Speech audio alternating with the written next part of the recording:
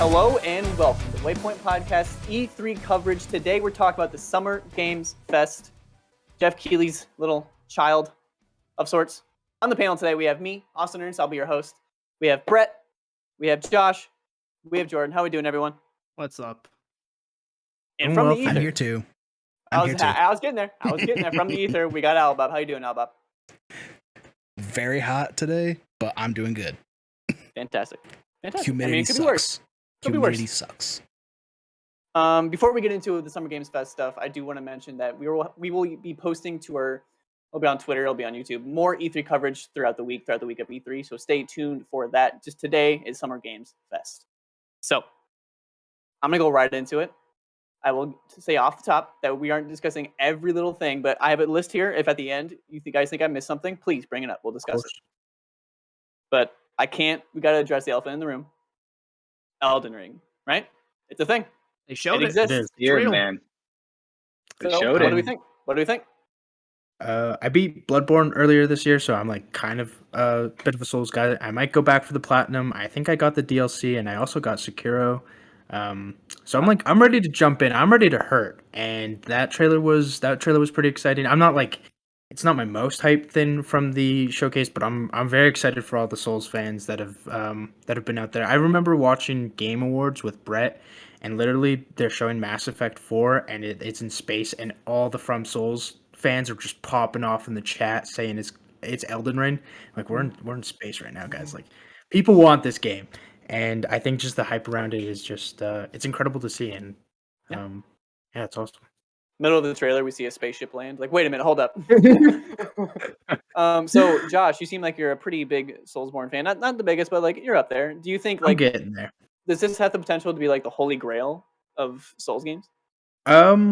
I think so. I think the only there are a lot of open world implications for it, and I think that's what might turn people off to this game because one thing I do like is how linear Bloodborne is, and how you can kind of get down the run of an area. So if you go to a lamp, start off, pretty much the exact enemy placements, and it's kind of about perfecting it and killing as many enemies as possible while taking the least amount of damage as possible. So having those open world elements I'm interested to see how it works, and I think that might make it a little less focused. But I think from like the gameplay and everything we've seen so far, it looks great.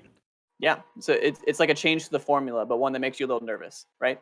Yeah, exactly. So still exciting. Anyone else? Yeah. Well, yeah, I'm interested to see. Go ahead. I was gonna say it screwed me in my fantasy team or fantasy critic league. I immediately dropped it once the release date was shown. Okay. That's awesome.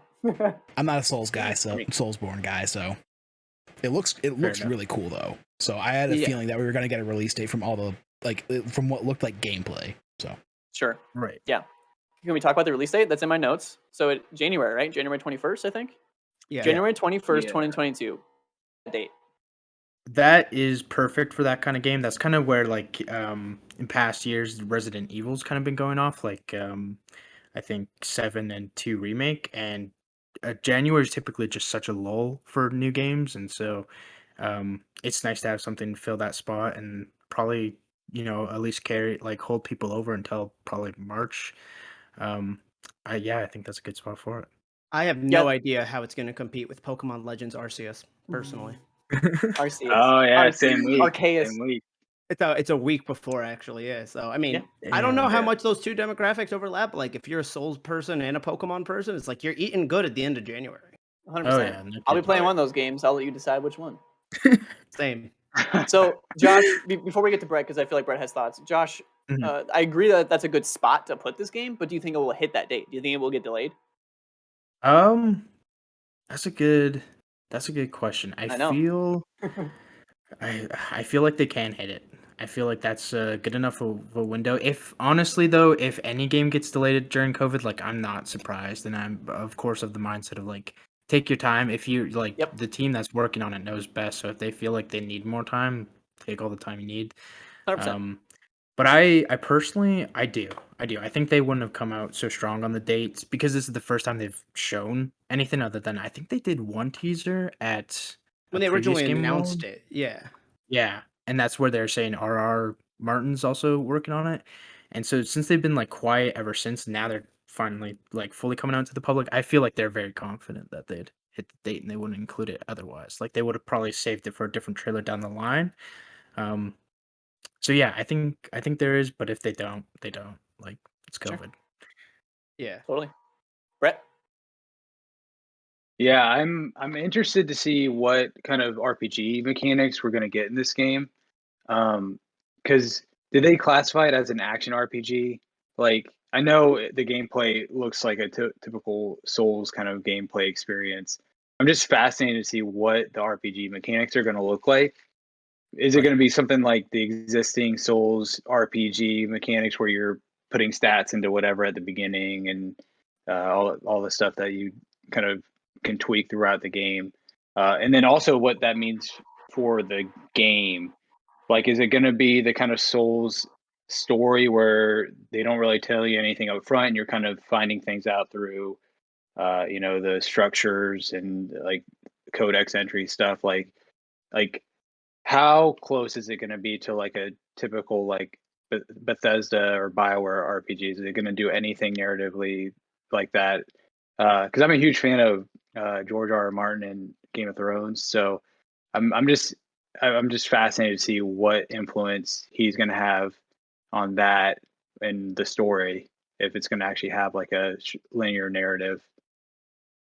No one's gonna like the last level of the game. That's how it ends.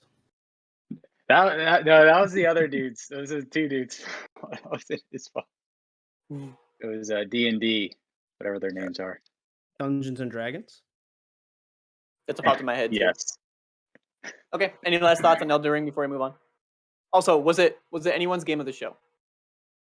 No, not it's close for me, but no. So I'm not a huge Souls fan. I'm pretty middle of the road with Souls. Like I think I only got 50% through one, and that was it. I have a horror experience with that game. But yeah, I think it definitely has the highest potential with George R. R. Martin influencing the story for sure. Yeah. Yeah, him and Miyazaki. Like, Yeah. can't Yeah. ask for a better duo for this type of game for sure. As someone Oh, yeah. who's like looking at this showcase that happened yesterday, like none of these games or anything that was announced was really for me, but like I can objectively look at it and say the positives, the pros and cons of it as a showcase. I'll say that Elden Ring was my game of the show just because of like the hype around it and like I can respect it for what it is. It's probably not for me. Mm-hmm. I see that. Yeah, just the hype around it. You're happy to see that fans can finally get their eyes on this thing. Yeah, have like a solid date. I think it was announced like 2 years ago now, and it's just like they heard nothing other than just, oh, it's a thing, and now boom, we have a full trailer and release date that's not too far away if they hit it. So like, hype, it's cool. I mean, I think it's going to be like one of the biggest talked about games, whether or not I buy it. So Yeah, Of course. I feel that. Does your soul still burn? I don't have Wasn't that what this was released? Okay, I hope not. Moving on, we have Tinytinas Wonderlands coming out early 2022. It is a spin-off and voice talent from Andy Samberg, Wanda Sykes, Ashley Birch, because of course, come on, and then Will Right. Arnett as well. So, what do you think about that game? It did do it for me. I'm not a Borderlands person, so Yes. Yes. okay. But God talking again. Is this like typical gameplay? Do we know that? Is it typical like looter shooter kind of a thing? Do we know that for sure? he described it as like a high fantasy take on the looter shooter. So I guess it's going to be like a good version of Godfall. Anything is probably a good version of Godfall at this point, honestly. I got a PB&J. It's a good version of Godfall. Yeah, there's a lot of Alright. similarities in those two things. Okay. But no, I've also never really been a Borderlands guy, but like the voice cast on this makes me go, huh, you know what? Maybe. Exactly. That's where I was at too. But God was chiming in, and I feel like God should talk about his thoughts. Yes. So for those wondering, they did say that this is gonna be Borderlands-esque. So it's gonna have Borderlands elements to it, but it's not gonna be entirely just all guns, crazy, and whatnot. But it's gonna have like obviously Tiny Tina and whatnot. But yeah, they were saying that interview after this trailer that they showed. They're saying that if you've never tried Borderlands, this is a good one to start at. But if you're a fan of Borderlands, there'll be plenty to find here. Awesome. So yeah, like I said right there, coming early 2022. So, any more thoughts on that? Do you think we get more at the Gearbox presentation, Albob? 100%. Right. Perfect. Seems like the right move, it's right? Announce it here and then show extended gameplay at Gearbox. Exactly. It sucks that it's at the same time as Devolver. right. Of course, typical Gearbox for you.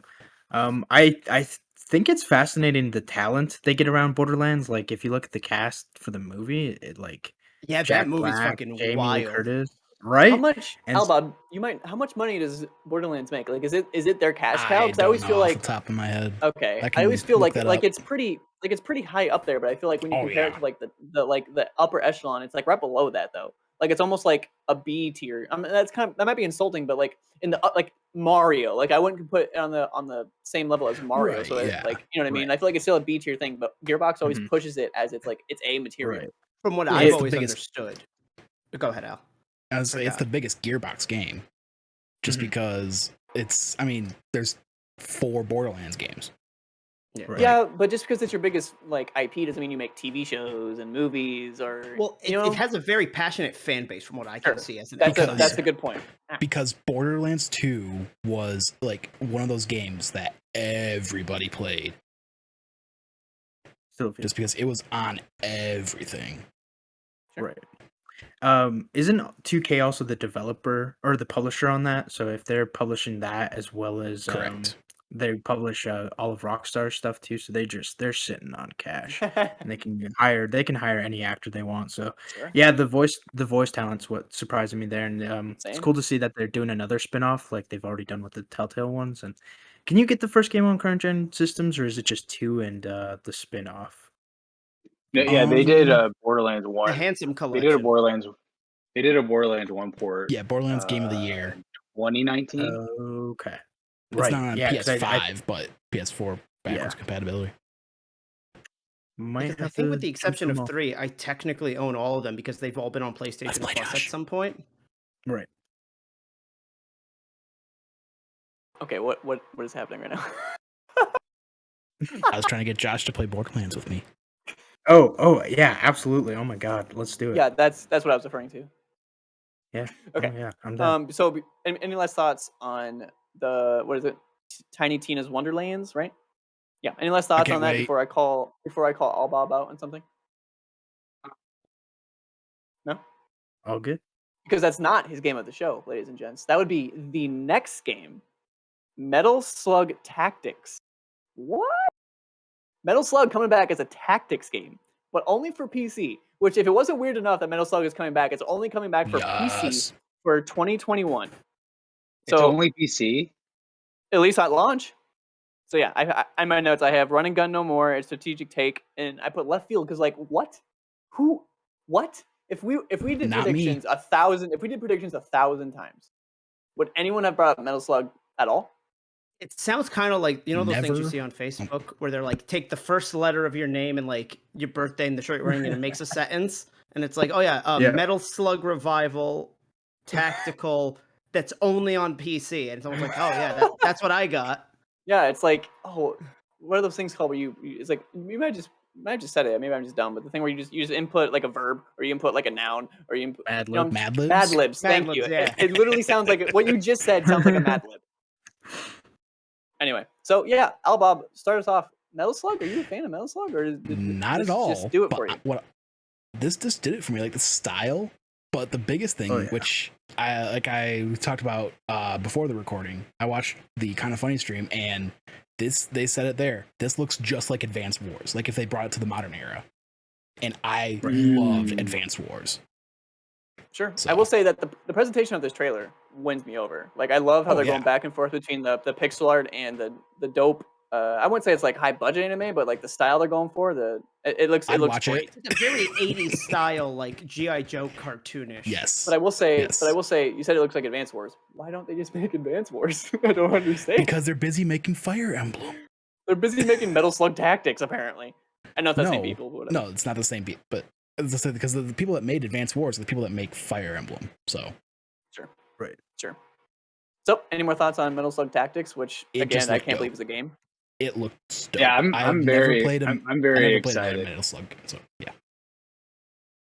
Yeah, I'm very excited. I always remember playing them on arcades growing up. So I never owned those games because they were SNK, so they were like they had their own systems back in the day and things like that. But yeah, it's that whole aesthetic, the whole graphical style is just amazing. So and a tactical RPG game is always fun to play, no matter what franchise it is. So this is a unexpected blessing, you know. So excited for it. I totally agree with everything you just said. I've never played a Metal Slug game in my life. Will this be the first one? Probably. That's just like going along with what Brett said, is that it was just so unexpected. That's why it was my game of the show, is that it just caught me off guard completely between the presentation of the trailer and then just what it is. When this does come to consoles, I feel like it would come to Game Pass. PC Game Pass. Yeah. I mean, I know, but I'm just saying I feel like it would come to Game Pass for consoles too. You gotta pay extra for that PC stuff, right? Don't you? Not if You're you're one or Ultimate. the other. Oh, yeah, but that's paying more though, isn't it? I pay for Ultimate. Technically, yes. You get PC and Ultimate, so yeah. Yeah. Okay, so moving on from Metal Slug Tactics, unless anyone has some last saying words here. No? Okay. Death Stranding Director's Cut. Which yes. I love that this was here. It couldn't have been, and it wouldn't have really changed my opinion on anything. Did they really explain what they're adding to this game at all? Nope. They We just know it's didn't the director's cut. Awesome. exactly. Which- But I don't care. I'm 100% in already. I mean, same. Will I play it? Probably not. Will I buy it? I'm an idiot, so probably. Here's the thing, though. In my mind, it was made by a studio called Kojima Studios, correct? Yes. Well, productions. But So what? Same thing. My bad. So how is it not already the director's cut? 'Cause Yeah, he owns the what's studio. what studio interference was there? They're like, you got to take this out, and now he's just like, hey, it's the director's cut. In my It's mind, trimmed that's for just length. sure. In my mind, it's just write director's cut on it because it will imply that Kojima, like the Kojima name, will be implied there instead of Game of the Year edition or whatever. It sounds better for a Kojima-esque game. yeah. Yeah. That in You fun could fact, surmise too that. Go ahead. I was gonna say you could surmise that when they were making the game initially, right? They didn't know if it was going to be a success or not. So left some stuff on the cutting room floor before it launched. And obviously, it was a huge success. So Sure, that's a good point.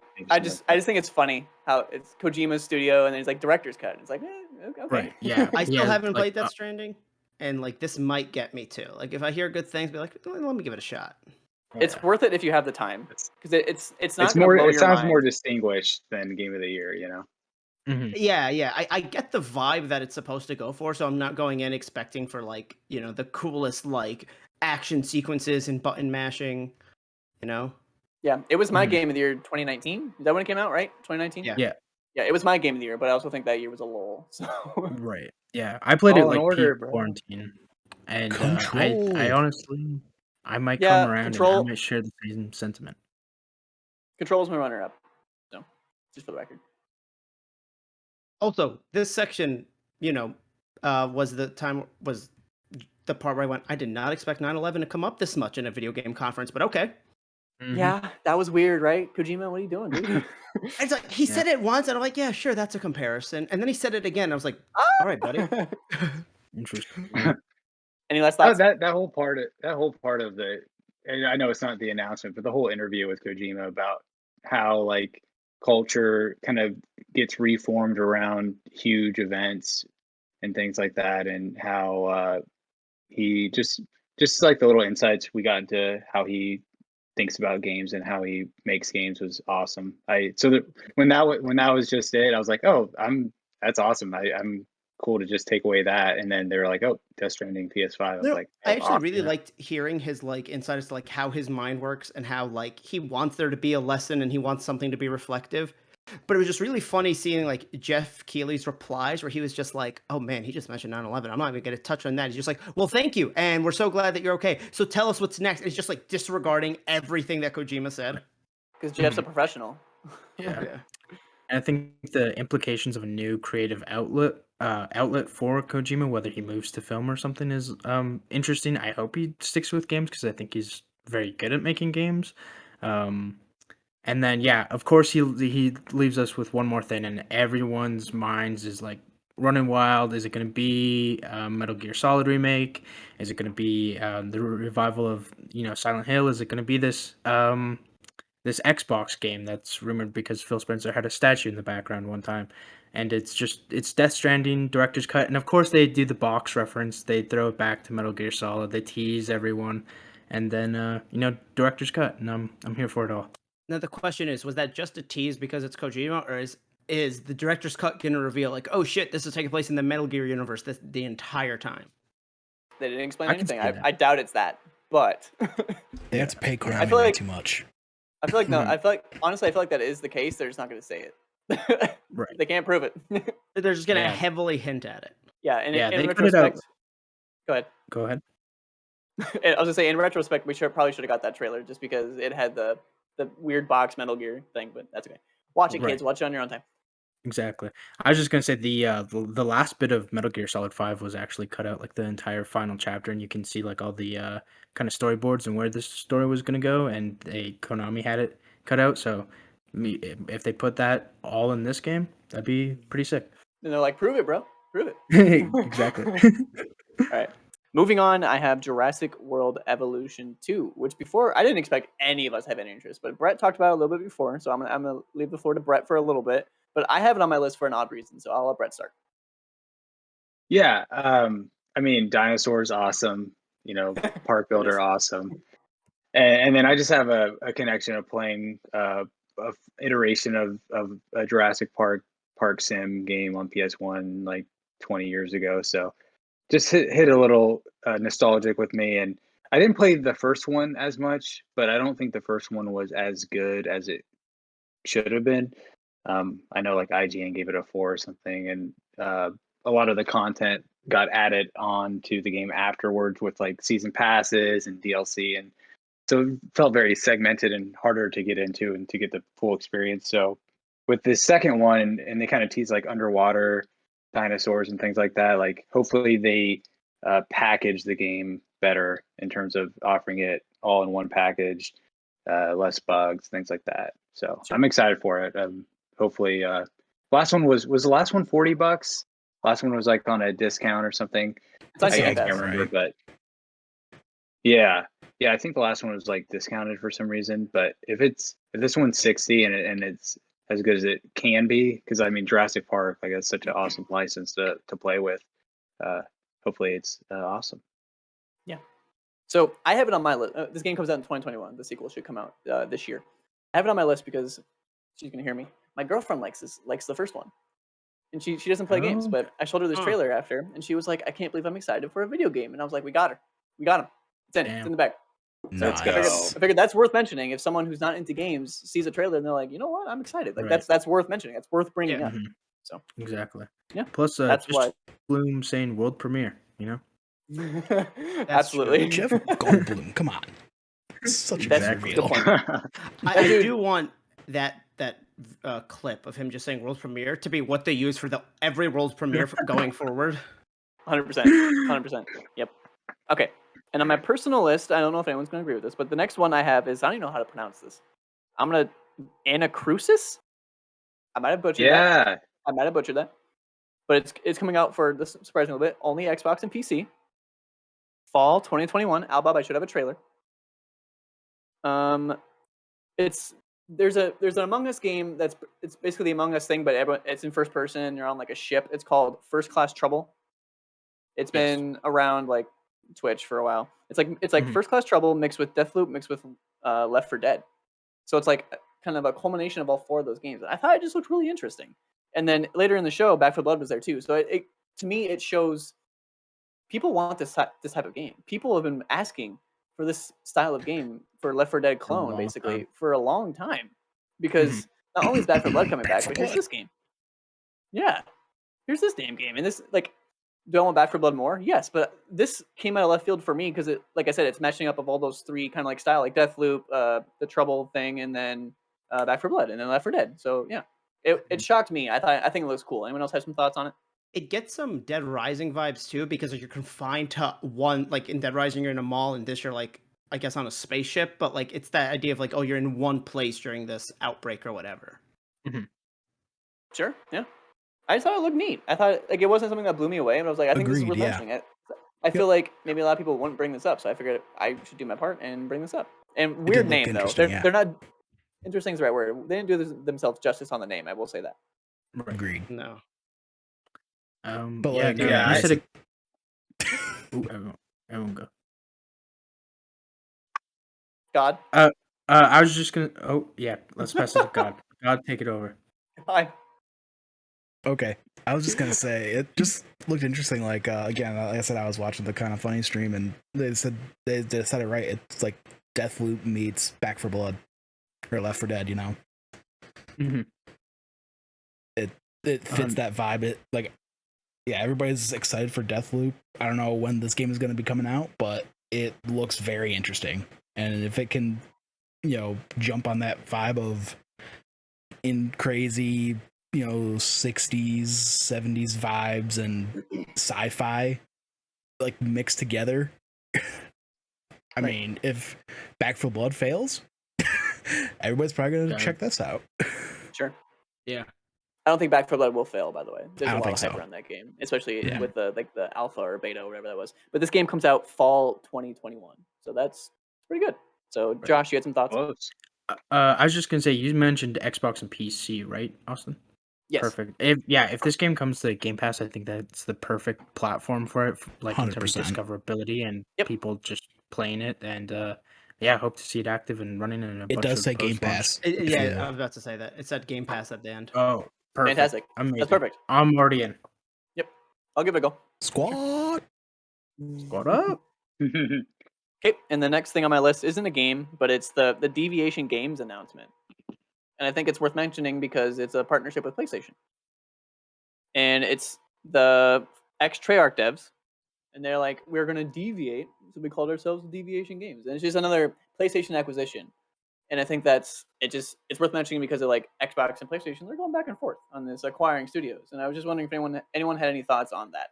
PlayStation acquiring yet another studio and from Treyarch, ex-Treyarch guys. So Black Ops 2 was great. Is it officially they acquired him or they're partnering? Partnered. It was a partnership, Okay. is what they said. my mistake. Yeah, Partner. maybe not acquired, but a Yeah. partnership. And being from Treyarch, you gotta assume it's some type of shooter. Yeah, I'm with you, 100%. Yeah, they probably want That's to. what they it's know. gonna be. Sorry, I was gonna say they did say it's gonna be a new IP, so this might be PlayStation being like, we finally need a shooter. Like, Mm-hmm. you know, I think last gen solidified like what PlayStation is the best at, but they want to also show like, hey, we can make other things than just single player, third person, like story based narrative driven games. And so I think by getting this group in to make them an exclusive new IP, it might be like PlayStation's shooter. Sure. Yeah, I can see it happening. They're trying to add another staple to their lineup. Yeah. Yeah. So, sure. Yeah. I like the talks on creative freedom and just like, you know, their experience being under the Activision sun and, you know, churning out all these Call of Duty games so quickly and how they're, you know, talking about, you know, being able to branch out, do more creatively. And so I think that's awesome, especially within the shooter realm. And, you know, I am a pretty big single player guy when it comes to first person shooters.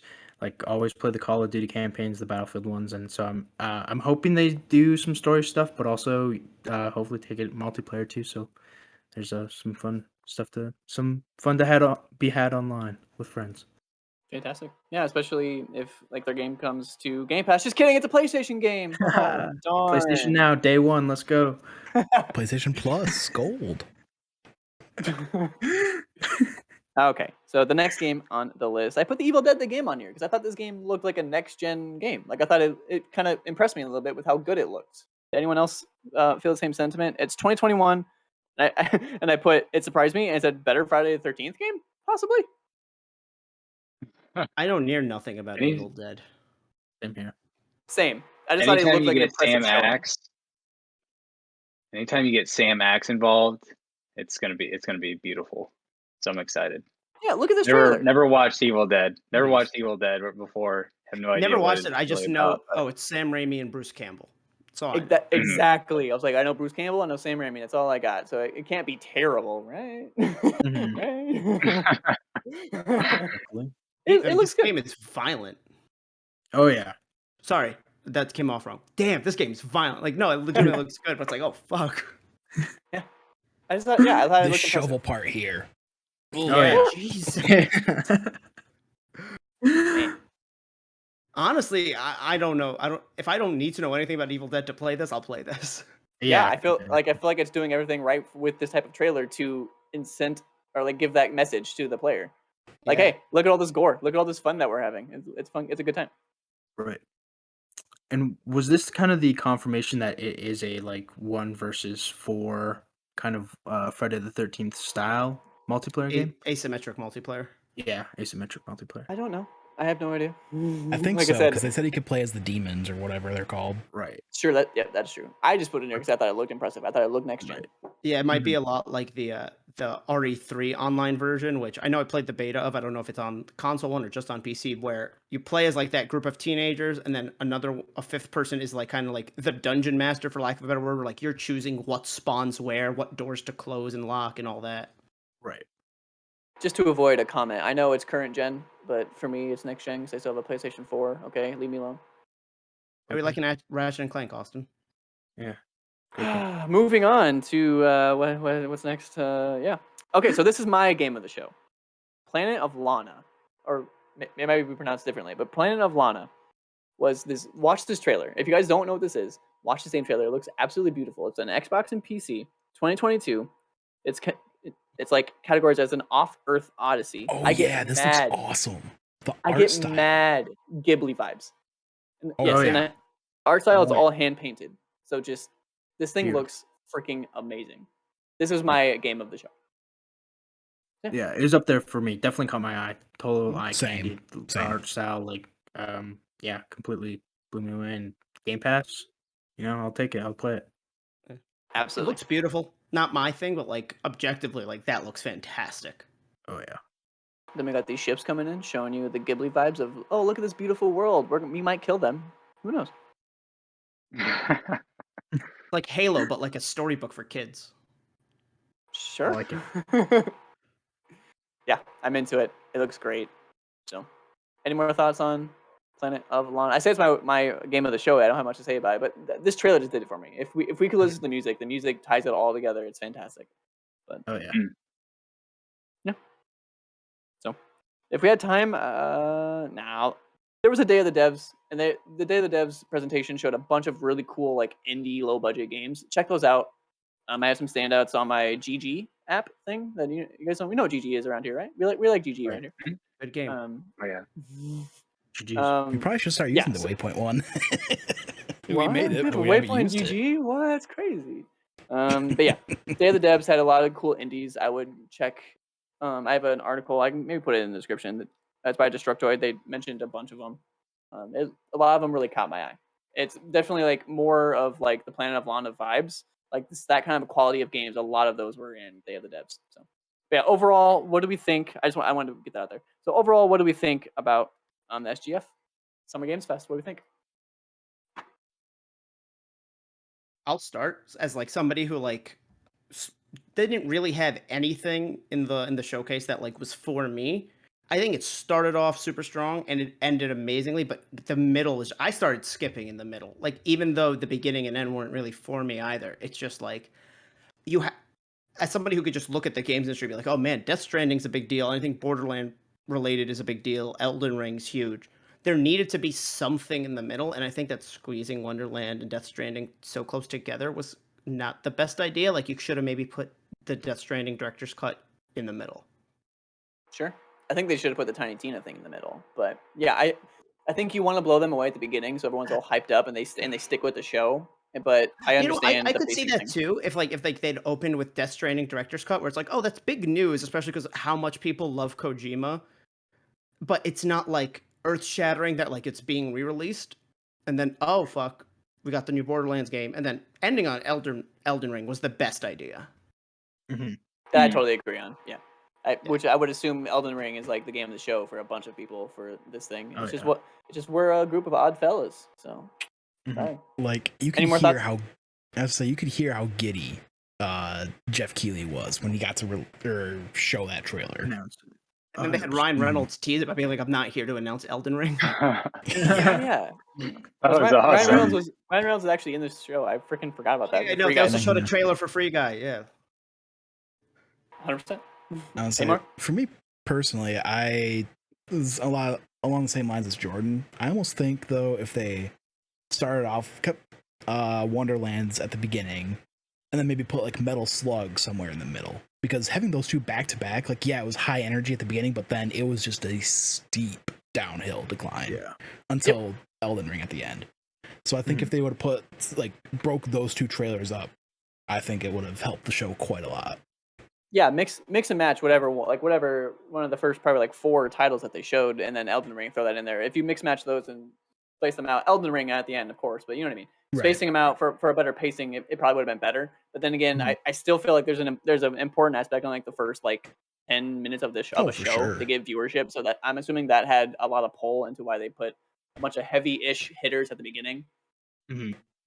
Other thing that I really liked was the Giancarlo Esposito interview for Far Cry 6. That was really cool. Yeah. The fact He's that he's a dude, right? Oh, Batman.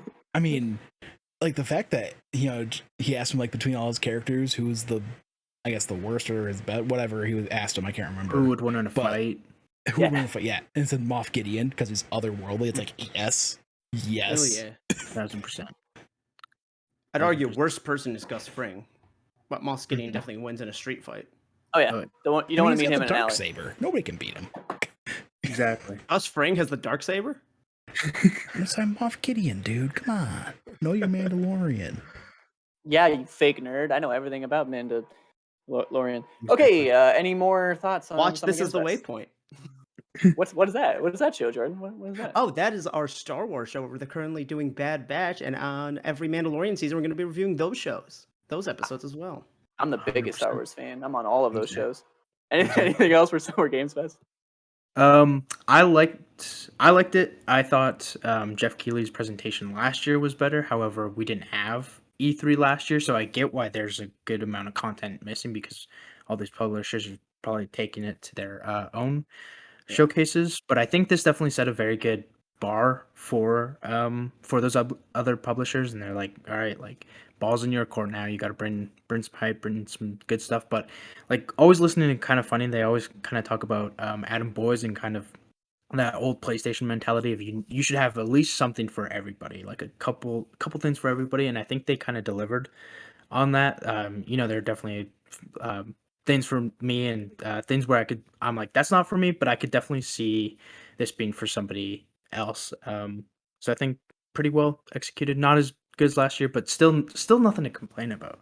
Like people are complaining about this. They're like, this isn't as good as E3, but this is still a great showcase. I completely agree. I think that's a really good point. Like if it's not for you, it's for someone. They have a really good array of different genres and different types of games all over the place. I think they nailed that. I just think the pacing of moving around some games were a little off. But. Yeah, 100%. I agree with all the pacing stuff y'all have mentioned for sure. Brett? Yeah, I liked it. It didn't blow me away. It definitely started strong and then had the huge banger at the end with Elden Ring. Middle, yeah, definitely lulled a little bit. But honestly, part of it too for me was just like this was like the first E3 kind of event, so there was that energy to it that definitely got me a little excited for watching it. So I definitely appreciated that aspect. Yeah, I want to mention a couple things that we didn't mention before. I'm really excited about the Warzone Season 4. I'm a huge Battle Royale fan, so anytime we get more Battle Royale content, I'm always down to check that out. The I can't remember what it was, but that video game that looked like a coloring book intrigued me very much. I didn't write down the name, but I thought that looked cool. Chicory, which is out, that's very cool. I definitely want to check that out when I get the chance. The Solar Ash trailer looked awesome. You 2 Point brought up, Campus looked cool. I'm gonna interrupt you a little bit. The Chicory is dope. I got a hands-on thing with played that it? with 6-1, and that game is not what you think it is. Like it's cute and you can paint around, but then you get to these like boss fight segments and the music just starts bumping, and you're like, "What is happening?" It like changes genre on you. Like the aesthetic is always the same, but play that game. It's worth your time. Yeah, 2 Point Campus, like 2 Point Hospital is so fun. So getting a whole like expansion / new game kind of experience out of that, I'm definitely excited to check that out.